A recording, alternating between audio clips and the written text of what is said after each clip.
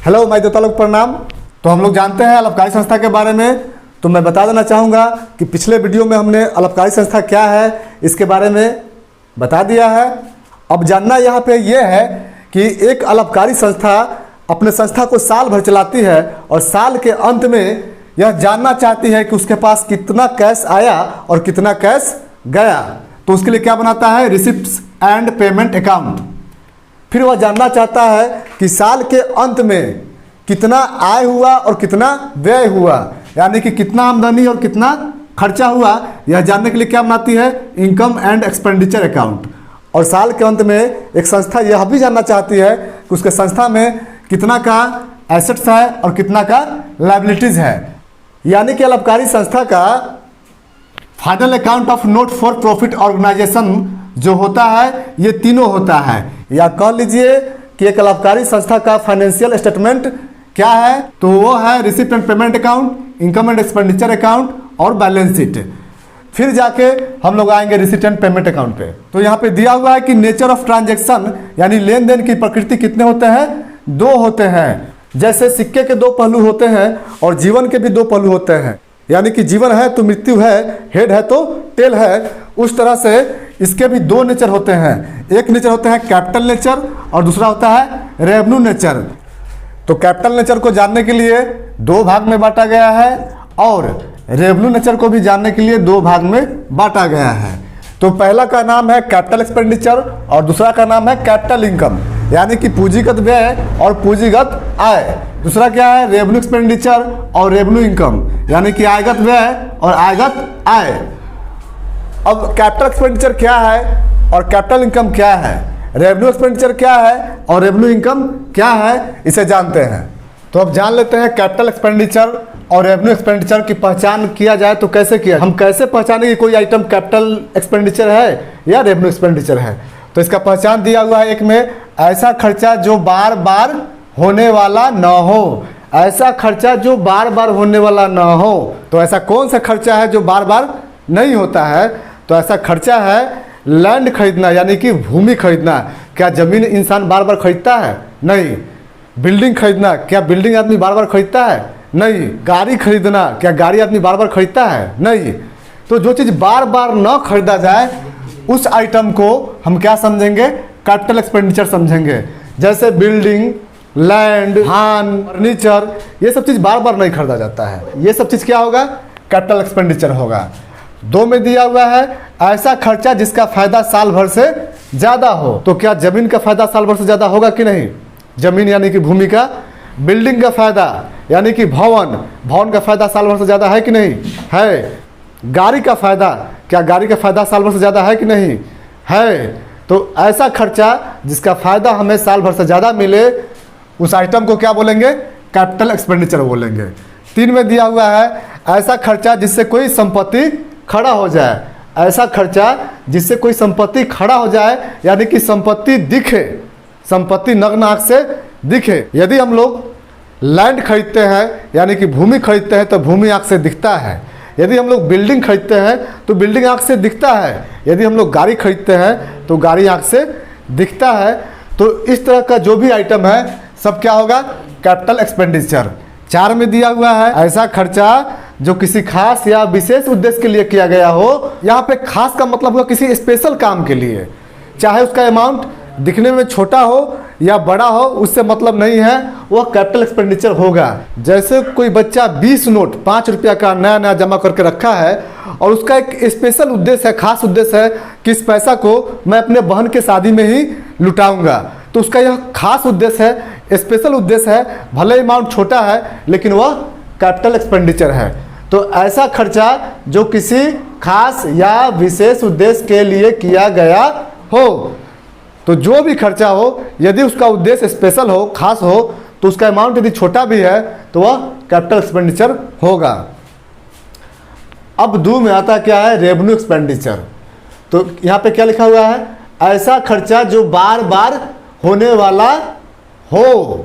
ऐसा खर्चा जो बार बार होने वाला हो। तो ऐसा कौन कौन सा खर्चा है जो बार बार होता है। तो सोचिए कि हम लोग के घर में डेली सब्जी खरीदाता है कि नहीं। सब्जी यदि हम लोग 5 दिन न खाए तो सड़ जाएगा, तो वह डेली खरीदना है। सर्फ साबुन डेली का खर्चा है, नाश्ता पानी या डेली का खर्चा है। तो जो खर्चा बार बार हो उस खर्चा को क्या बोलेंगे? Revenue expenditure. 2 में आता है ऐसा खर्चा जिसका फायदा साल भर से ज़्यादा ना हो। ऐसा खर्चा जिसका फायदा हमें साल भर से ज़्यादा ना हो। तो ऐसा कौन कौन सा खर्चा है जिसका फायदा हमें साल भर से ज़्यादा नहीं होता है? तो कॉफ़ी खरीदना, इसका फ़ायदा साल भर से ज़्यादा हमें नहीं मिलता है। पेन खरीदना, पेन यदि हम खरीदते हैं तो मेरा खर्चा है, लेकिन उस पेन से फ़ायदा हमें साल भर से ज़्यादा नहीं मिलेगा, साल के अंदर में ही ख़त्म हो जाएगा। तो ऐसा खर्चा जिसका फ़ायदा साल भर से ज़्यादा ना मिले क्या कहलाएगा? Revenue expenditure. 3 में दिया हुआ है ऐसा खर्चा जिससे कोई संपत्ति खड़ा ना हो। ऐसा खर्चा जिससे कोई संपत्ति खड़ा ना हो और वह संपत्ति के रूप में दिखे भी नहीं। तो क्या यदि हम कलम खरीदते हैं तो उसमें संपत्ति दिखता है? नहीं दिखता है। कलम 2-4 महीना लिखेंगे ख़त्म हो जाएगा भाई। यदि हम घर पे बैगन खरीद के लाते हैं, 2-4 दिन नहीं खाएंगे तो वह सड़ जाएगा। तो जिससे कोई संपत्ति खड़ा नहीं होता है वह क्या कहलाता है? Revenue expenditure. 4 में दिया हुआ है ऐसा खर्चा जो किसी खास या विशेष उद्देश्य के लिए न किया गया हो। ऐसा खर्चा जो किसी खास या विशेष उद्देश्य के लिए न किया गया हो। तो ऐसा खर्चा जो किसी खास यानी कि स्पेशल काम के लिए न किया गया हो तो उसे क्या बोलेंगे? रेवेन्यू एक्सपेंडिचर बोलेंगे। इसे याद करने की जरूरत नहीं है, बस इसका जस्ट अपोजिट है। यहाँ क्या लिखा हुआ है? ऐसा खर्चा जो बार बार होने वाला न हो। तो इसमें क्या कर देना है? सिर्फ न हटा देना है, यानी कि ऐसा खर्चा जो बार बार होने वाला हो, जस्ट इसका अपोजिट कर देना है, उल्टा कर देना है। यहाँ लिखा हुआ है ऐसा खर्चा जिसका फायदा साल भर से ज़्यादा हो। तो यहाँ क्या लिखा हुआ है? ऐसा खर्चा जिसका फायदा साल भर से ज़्यादा ना हो, निगेटिव कर देना है। ऐसा खर्चा जिससे कोई संपत्ति खड़ा हो, तो यहाँ क्या कर देना है? ऐसा खर्चा जिससे कोई संपत्ति खड़ा ना हो। यहाँ क्या लिखा हुआ है?